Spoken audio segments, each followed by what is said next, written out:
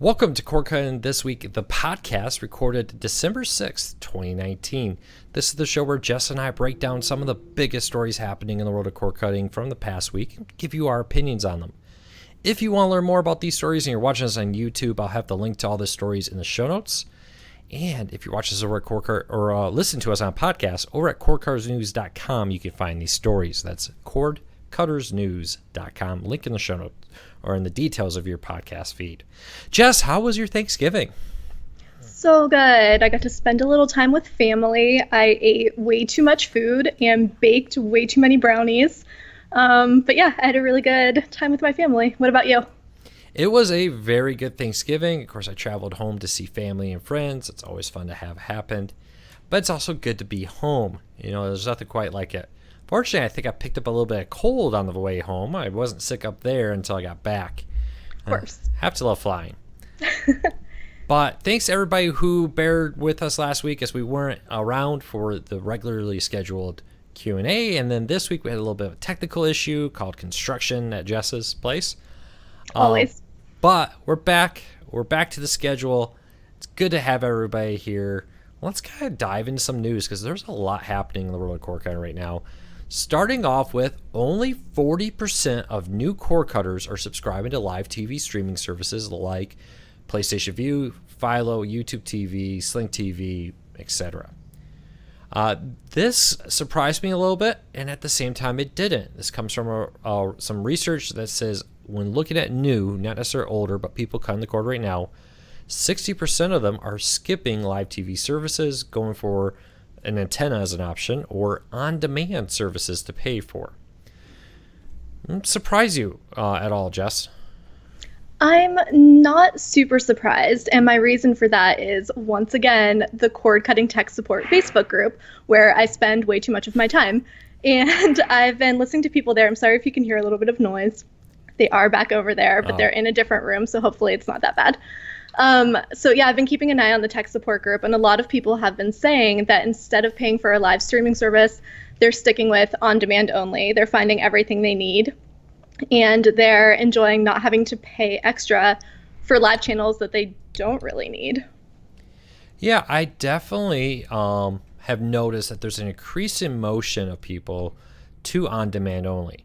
That maybe I get live TV for part of the year, but for the majority of the year, Netflix, Hulu, Amazon, Curiosity Stream, Disney Plus now, all those services are more than enough. And honestly, 2 or 3 of them is all I need.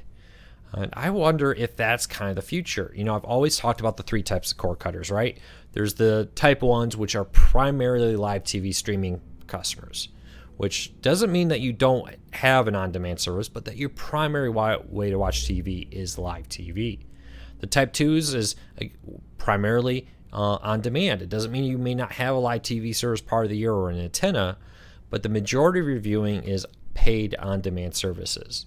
And then the last type of cord cutter, which I think is growing a little bit, is the people who say, I want everything 100% for free.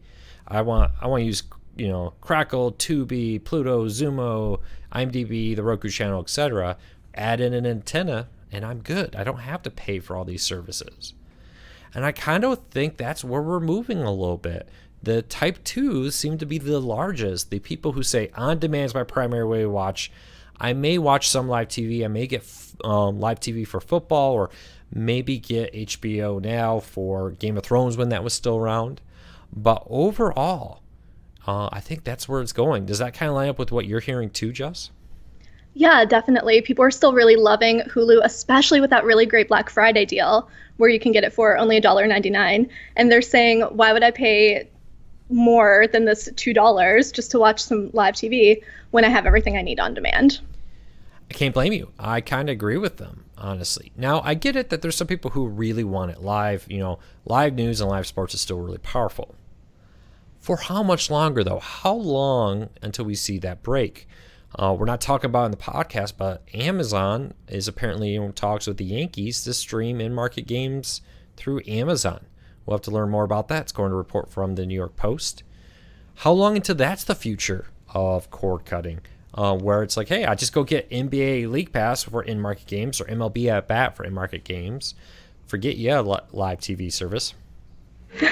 Yeah, we were just hearing more about the NBA ratings dropping and people saying, well, yeah, you have to move to streaming. You have to do what MLB is looking at doing and you have to do what the NFL has done. So, yeah, I'm with you. I think that everyone's just sort of going to move that direction. You know, I find it interesting that the effort to really try to peg NBA's woes on cord cutting is interesting to me, because if cord cutters, if they want it, can get NBA TV. They can get NBA games. I can get Sling TV. I can get PlayStation View. Well, not PlayStation View anymore. It's going to take a while to get used to. I can get AT&T TV Now. I can get YouTube TV and watch these games in most markets. So I'm not completely convinced that cord cutting is the death of this, but I find this all very, very interesting. Yeah, I completely agree. And somebody just commented, I'm reading in the YouTube comments, somebody wrote, antenna and Pluto is all I need. Goodbye, DirecTV. I think that's a good point, too. Antennas have just been getting more and more popular. And I think that more people, I wrote an article recently about millennials being a group of people that are really into antennas. And I think that's a really good point. People are getting their local channels for free, so why pay? Yeah, honestly, some of the best programming is available with an antenna. NFL games, with the exception of Monday Night Football right now, is available with an antenna. So an antenna, as I always said, is one of the most important parts of a cord cutting setup. It's even just great backup if the internet's out. Yeah, definitely. So hopefully more and more people take advantage of that. So predictions real quick and we'll move on. Right now they're saying 40% of new cord cutters are getting live TV. A year from now, will that number go up, or maybe 50% of new cord cutters are getting a live TV service? Or do you think that's going to go down, where a year from now it's going to be maybe 35% cord cutters? What do you think? Yeah, I would say fewer people will use live TV going forward, only because we've seen so many on-demand services coming out lately. We've seen such a growth in antenna usage. I think that number will go down. What do you think? I agree. I think it's going to go down, especially with the price hikes, unless we see stuff like more Philo-esque services at the $20 to $30 range. We know Hulu's kind of talked about it. YouTube TV's even reportedly been looking at doing some cheaper packages according to a new survey. So we'll have to kind of play this by ear and see how that plays out. But I would say with the way it looks today, who knows what's going to look like a year from now? I think that it will be most likely to be fewer and fewer people paying for live TV streaming. I completely agree. And one thing before we jump to the next story, it does line up. There are reportedly 35 to 40 million cord cutters in the United States. There's only about 8 million, to be generous, live TV subscribers, according to estimates. So it does line up with the fact that the vast majority of cord cutters are not paying for live TV services out there. All right, Jess, speaking of TV services and price hikes, AT&T wants a bunch of their customers to pay more. What's happening there? Yeah, so AT&T, this is not exactly new information. We've just gotten more information about this. So back in July, AT&T talked about their plan to try and move customers to more profitable TV plans. And now they're saying that there are currently 400,000 customers still on heavily discounted video plans. And AT&T is really doubling down on this whole strategy moving forward to migrate these people from these discounted plans to the more profitable plans. And of course, this kind of makes sense that AT&T wants to focus on making money. They want to focus on bringing people to the services that will make them more money. But now they're also kind of making comments saying if people won't migrate to the more expensive plans, they just don't care about keeping them as a customer. So this is all coming from the Chief Financial Officer, John Stevens, who we've heard from before. He also commented during that same talk where he was going over this with investors. He also commented that AT&T is currently on track to meet their earnings goals for 2020. So he has some faith that this plan is going to work. That should be interesting. It's always a debate. It's like, man, if we just had fewer customers, but they were paying more, we would be better off. That, as a business person, scares me a little bit, but I do understand their thought patterns. Like, hey, we're just not able to hit critical mass, I think is what's happening here. AT&T had this anticipation that they would hit this massive critical mass, that even though they were making a much smaller profit margin, that they would be able to have such a huge user base that with DirecTV Now called AT&T TV Now, that they would be fine, and that didn't happen. Which kind of goes back to our previous story about only 40% of new cord cutters are bothering with a live TV service. If that is true, well, AT&T's saying, hey, well, guess what? We're going to focus on just saying we may lose 60% of these customers, but if we can keep 40, we'll be more profitable. Yeah, this time around, whenever he talked about this plan, whenever we talked about it during the summer, he was really focused on this whole migrating them and we don't care about losing customers. Now he's trying to focus more on how the company is going to be profitable. So, of course, he was talking to investors this time around. So he really went over reaching their earnings goals and how eventually they're going to be making more money, that no one should be scared about these dropping numbers. So, question. Does that mean AT&T doesn't think they're going to turn around subscriber losses? They may slow down. But, in the past, they talked about how they may see subscriber growth in the future. Is it me, or are they kind of seeming to walk away from that a little bit, where they're saying, hey, we're just thinking that maybe we can just be a lot more profitable even if subscriber losses slow down? Yeah, that's what it sounded like to me too. It's been really interesting to learn more about their strategy, because it seems like their strategy keeps changing. Yeah, I don't know. I don't know what the plan is here. They're raising prices on AT&T TV Now, so I don't know if they're just trying to squeeze more money out of the people they do have, if they're just not concerned about bringing in more people. I can't tell what's going on anymore. Yeah, I find it very interesting for a few reasons. A, it doesn't. I really wonder if AT&T TV, the sister service, we're going to call it, to AT&T TV Now, which is basically a cable package with cable pricing and cable everything, but online, streamed through the AT&T TV app. That's in a handful of markets now, including New York. It recently launched in New York City.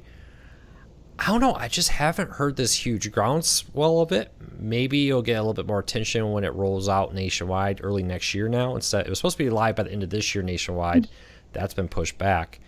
Maybe AT&T's looking at saying this may not be what we thought it was going to be. Maybe this isn't going to be a big thing, and we're going to focus on HBO Max now. I don't know. What do you think, Jess? Yeah, maybe. I really feel like they will push HBO Max. I'm sorry, I can't talk today. It's a great time to do a podcast when you can't get your words out. I do think that HBO Max will be a huge push for them, and I do think that a lot of people will subscribe. I think that they are doing a good job of kind of building it up and getting some good original content on their list. So I think that's going to work out for them. Somebody just made a comment that I have to read out loud. They said AT&T wants to be the Louis Vuitton of the TV world, but they don't have the quality yet. I think that's a good point. They want to be this kind of luxury brand, it seems. And is that something that we really need in the streaming world? I mean, there's always room for first class. The question is, can AT&T become that? Can they become... I always said this. Cable will always be around for the foreseeable future, at least with people who are willing to pay a premium price for a premium experience. It's the airline method, right? You got first class. Sometimes there's only a handful of seats up in first class, and the majority of people are willing to fly coach. And I always joke that cord cutting is coach. You all get to the same place at the same time. You all watch the same shows. But I'm paying a heck of a lot less than that guy up in first class, because maybe I pack my own snacks rather than getting a meal delivered to me there. But we're both on the same plane. We're both going to the same place. And for me, coach is all I need. Yeah, and I think most people feel the same way. So I guess the question is, can they get enough people to pay that premium price to make it profitable? And I guess that's what we'll have to wait and see. The only issue, my last thing here is, it is going to be very hard for AT&T to say they are a premium service charging a cable premium price compared to cable. Because if you want to compete in that realm of premium services, I'm just not sure that's where people who go to streaming want to be. I think the people who go into streaming are willing to say, hey, we have we are willing to accept a little bit less of an experience, maybe having a remote that doesn't have channel numbers on it, for example, and more, in exchange for the ability to save a lot of money. So we'll see what happens. Yeah, we'll see. It could be an interesting shift if they're finding a market for that and they can make it work. That would be great for them, and I'm interested to see what happens. Yep. So we'll keep a close eye on this. Leave us your predictions. If you watch this on YouTube, leave us a comment. If you're listening to us, send us an email. What do you think of AT&T's strategy here to drive people to more profitable plans or to say goodbye to them? All right, let's go to the next one. Speaking of streaming services, T-Mobile has launched very quietly a on-demand, free ad-supported streaming service called T-Mobile Play. This is very similar to Xumo. It seems to be built on the Xumo technology, which allows you to get watch movies and television shows with ads and a handful of curated streaming channels like Bloomberg, Fox Sports, not live Fox Sports, but curated one of their videos, GameSpot TV, and more. And this is currently it's officially limited to some devices, to T-Mobile Android devices. Some people found ways to get around that. But what do you think, Jess? Is a bunch of smaller companies like T-Mobile going to go out there and launch their own free ad-supported service to say, hey, get T-Mobile phones and you can get our T-Mobile Play TV service for free. What do you think, Jess? I don't think it's a bad idea. I think that T-Mobile obviously had the resources to go ahead and do that. And I think it's something that's kind of neat that they can offer customers. I don't think it's anything that's going to drive the masses to T-Mobile. I don't think it's anything incredibly new or exciting, but it's kind of a cool feature that they can offer to people. And this has been around for a little while. I think it was back in September when people started noticing that it was in the App Store, but we're only now hearing about it. There was a rumor that it was being pre-installed on a bunch of different devices, and I reached out to T-Mobile and they said, no, it's not being pre-installed on all of these Android phones, but it is available through the Google Play Store. You know, here's the interesting thing. So over a year ago now, they announced T-Mobile TV. It's supposed to be this live TV service that take on cable. Never has come around. T-Vision, which is just a rebranded version of the Layer 3 TV service, came out. But that's more of their traditional cable service, just rebranded with the T-Mobile name. This disruptive live TV streaming service like Sling TV and YouTube TV and more hasn't come. Is this T-Mobile shifting their focus to say, hey, we're going to become a free streaming service instead of a live TV one? I know they complained about pricing to get cable networks. What do you think, Jess?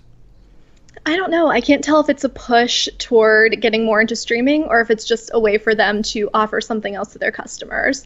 I feel like T-Mobile is a pretty customer-focused brand. They really want to offer all kinds of fun, exciting extras to their customers. And I'm wondering if this isn't just something where they can say, hey, it's one more thing that we're doing for you. Get this free streaming service on your phone.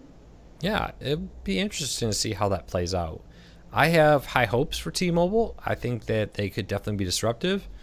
I am kind of worried about their future TV because they just had their big event where they're talking about all the different services, all the things they're going to do after the Sprint merger. TV was not talked about at all. If it was so quick I missed it. It seems like everybody else missed it too. So I'm interested to see the future of T-Mobile and their TV efforts. I hope they do come in. I hope they are disruptive. Fingers crossed. I hope so too. And I kind of hope that this delay is just a way for them to kind of take their time and build something really good, because I do think that T-Mobile does have the resources and the knowledge and all of that to make a really great streaming service. So I would love to see something from them. All right. We're going to keep a close eye on it. Leave us a comment. Let us know what you think. But YouTube TV just got a lot better this week, Jess. What did they do? Yeah, this is something that a lot of our readers have been talking about, so I'm really excited about this one. YouTube TV has removed DVR limitations for CBS channels. So this means that instead of replacing your recordings with the on-demand version of CBS shows, you can now keep your recordings. And what that means is that you can now pause, fast forward, and rewind your recordings, so you can skip commercials in your recordings, which everybody loves. And this is on CBS, Smithsonian, and the Pop channel on YouTube TV. And this is something that people talk about a lot. On our comparison chart, we compare all of the DVD options for all of these different live streaming services, and people are always commenting because we have a note on there that YouTube TV sometimes replaces recordings with on-demand versions. And people are always saying, no, that's not true. That doesn't happen. But it does on some channels, not all. But it's something that we always feel like we have to point out because it does happen. So now that is not happening anymore for CBS channels. Yeah, when YouTube TV first launched, this was default on pretty much all their channels, where if you were watching a DVR program and there was an on-demand version, it would default to the on-demand version and make you watch that. Now, that's not the case on any of the channels, which I think is really great. It helps them stand out, and it really helps them stand out against Hulu, because I think Hulu still forces on-demand content in a few different programs, right, Jess? I'm not sure, to be honest. I don't use the DVR feature ever. I just watch things live or on demand, so I cannot tell you either way. I believe they do, and I believe there's an extra charge if you want to get around that. But it really just it helps YouTube TV stand out. Hey, not only do we offer 9 months of DVR, we've removed all on-demand features, making YouTube TV one of the best DVR options. Now, I still wish they would allow me to just say, I want to record this one and only program. Yes, I want to record this football game, but I don't want all college football games. PlayStation View was really bad about that. PlayStation View would record everything, and YouTube TV does it to a point too, but not nearly as bad. So hopefully that'll be the next big feature. But for now, really great option here. You can definitely tell that YouTube is investing, or Google, I should say, as a parent company, is investing in YouTube TV through the YouTube company there. And I hope that this is just the start of new features and new things to come. Yeah, I definitely think that this kind of small but also significant change is really going to help them be a competitor, not a competitor, another alternative, a good alternative for those leaving PlayStation View. PlayStation View had a great DVR situation set up that people really liked, so I think this might help people move over to YouTube TV. Yeah, we'll see what happens here. We're going to keep a close eye on this story. Thank you to the readers who sent us this tip in when it happened. Because of tips like you, we were able to break this story first. So make sure to always go over to corecarsnews.com, click on the Contact Us button, send us a tip whenever you notice something, no matter how small it is. Try to give us as much details as possible. Sometimes, give us a link if possible, describe it as deeply as possible to make us being able to verify it, find it, and more a lot easier. But thank you to everybody who sent this tip in. It was a huge help. All right, here is maybe the most interesting story of the week, though it may take a while for us to learn the full ramifications of this. CBS and Viacom have once again, after almost 15 years of being separated, 14, 15, something like that, merged into a single company called Viacom CBS. Maybe a contender for worst name of a TV company for a while. We'll get to that in a minute. But it's bringing together many streaming services, including CBS All Access, CBS Sports, CBS News, CBS ET, Showtime, BET Plus, Noggin, and Pluto TV, all under one roof. And Pluto TV has come out and said, hey, this will help move our mission forward light years. We'll see how that plays out in the end. But what is very clear here is that Viacom has said they intend to bring some CBS content to Pluto TV in a very similar method that they've done with Viacom content, which a lot of it's built around the idea of, hey, we'll give you some older content, so if you want to get the newer content, you can go pay for it. Jess, what do you think of the merger? Let's start there. Do you think this merger is good or bad for cord cutting? I think it's good. I think that they have a really strong lineup of streaming services here. I did not realize that Noggin was included. You had to remind me of that as I was doing this post, so thank you for that. I had to remember. Yeah. It's hard to keep track of which company owns what, but I really feel like Viacom CBS, agreed, terrible name, has a really good collection. I think that they can really do a lot with it. I'm really looking forward to, I love my free streaming services. So I'm really looking forward to seeing some CBS branded channels like what they did with the Dora the Explorer channel. I would love to see that with some CBS content. And I feel like they're probably going to do that pretty soon. So I'm keeping an eye out for that. Yeah, I'm very excited about the future possibilities here. And again, I'll warn you that this could take a little while. That just because CBS and Viacom are merged doesn't mean it's going to happen tomorrow. When Viacom bought Pluto TV, it took a couple months for this content to show up. Not sure it would take that long, but it could take a little bit before we start seeing whatever Viacom plans to do with this content. Part I think the senior leadership is mostly Viacom. There is some CBS executives still around. But it's going to be interesting to see the long-term ramifications here. I do wonder, though, what the name will be in a year from now. I'll be very shocked if it's still called Viacom CBS. I think a lot of people who remember the G4 Tech TV merger where they briefly called themselves G4 Tech TV. And then after a couple months, it just suddenly became G4. Wouldn't surprise me at all if that happens, or if a completely new name came out. The one service that probably will struggle with their name now is CBS All Access, because they're putting Viacom content on it. They've added Nick Jr. content, which probably means they need to rebrand that to be not just CBS, because it's not CBS content exclusively anymore. Yeah, that's a really good point. I hope that they don't end up in the kind of situation that PlayStation Vue ended up in, where people hear the name and they're immediately turned off and won't use it, because CBS All Access, I think, is a great service. Yeah. I love getting my month free every once in a while whenever they come out with those promo codes. So hopefully they keep doing that too. But I think it's a really good service, and even more so now that they have all this Nick content. So hopefully they do something good with that. Yeah, I will be interested to see how that plays out. I don't think that they're in a PlayStation Vue name, because I think both Viacom and CBS have for people, you hear Viacom, you hear CBS, you know what that means. That's TV and movies, even if you don't like one or the other. Or PlayStation Vue meant gaming, not streaming TV to most people. Yeah, that's true. But I wouldn't be surprised if it's just, to me, I would completely name it something different. And maybe we can start a naming competition for them. Okay. They could even just call it All Access and take the CBS out of it. Yeah, All Access is actually an awesome name, because it keeps the people who CBS All Access. Mm-hmm. All Access TV, something like that maybe. You're welcome, Viacom CBS. You can have that one for free. I'll charge you for the next idea. No, sorry.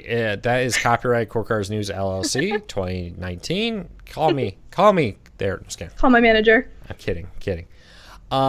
No, I think there's a lot of potential here. It does seem to be some changes will be probably coming the next year. I'm very interested to see what this looks like a year from now. Yeah, I'm excited. I have high hopes for this one, and I hope I'm not speaking too soon, but I love Pluto TV so much. It's one of my favorite free streaming services. Love CBS All Access, love the price point of that, love all of the promo codes they give. So I have high hopes, and I'm really hoping that they do some good stuff with this. All right. Hey, Jess, AT&T is actually making some improvements to the Roku app. What's happening over there? Yeah, so this is another interesting one, and I'm wondering if this kind of all ties in together with this idea of them becoming a more premium service. They are making some updates to the Roku app. So this update should make the app just kind of more user-friendly and better to look at overall. They're adding one feature that I think is the most important that you really highlighted in your post also, where you can now jump to recently viewed channels just by using the arrow buttons on your remote. And I think that's a really good one, so you can easily flip to your favorite channels and you don't have to scroll through a whole menu. It's also coming with fasting loading times and also a slightly new look on the channel guide.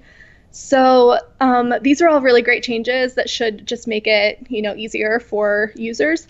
But they're also updating their DVR.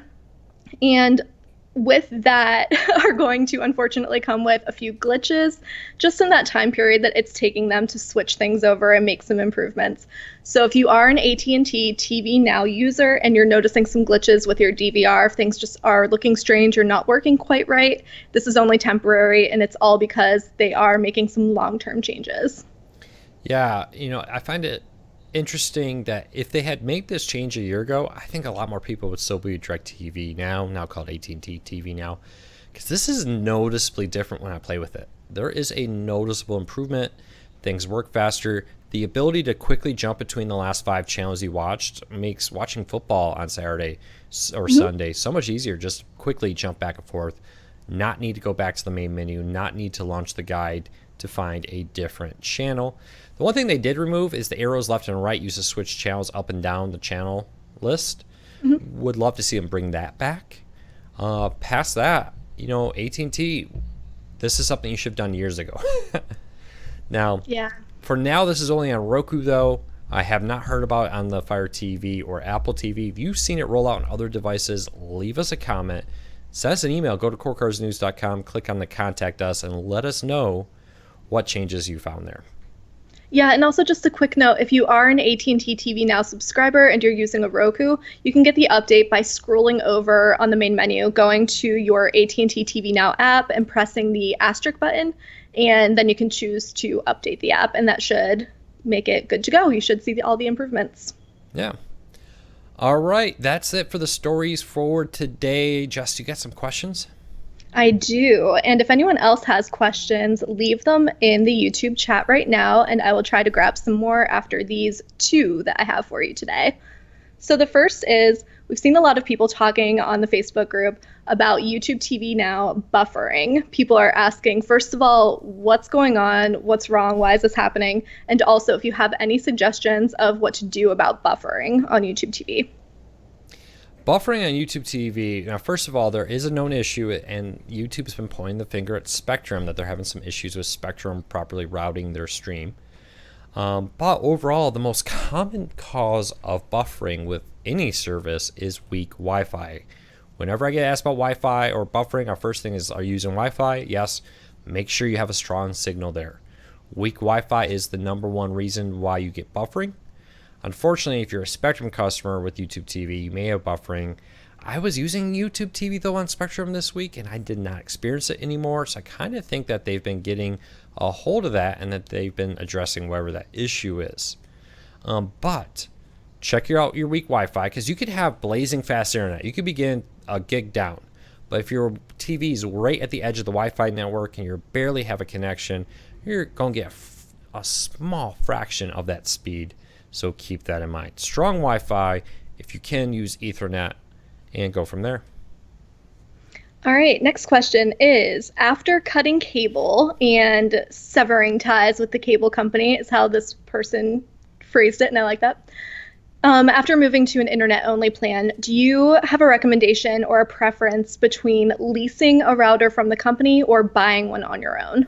It depends on your cable company. For example, I have Spectrum, and Spectrum right now, the modem is free, but the Wi-Fi is paid for. So I use their modem because it's free and covered under their warranty, but I buy my own Wi-Fi router. But if you're like with Comcast, I think they're charging $13 or $14 a month right now for a modem to rent from them.